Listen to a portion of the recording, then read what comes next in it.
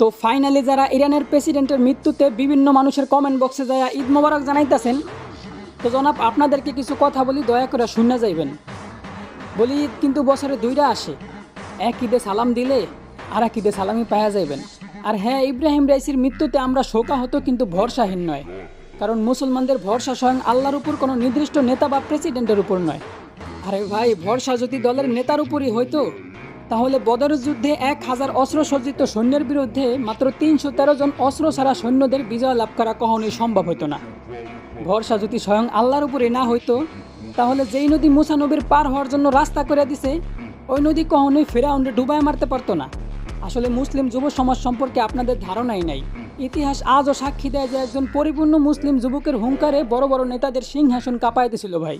আর কিছু কথা তো আমরা না, আমাদের মুরব্বীরা কয়, মরিবার তরে নাকি পিপিলিকার পাখা গজায়। তো পরিশেষে ইসরায়েলবাসী ও ইসলামী দুশ্মনদের একটা কথাই বলতে চাই, এতটা ঈদ মোবারক জানায়েন না ভাই।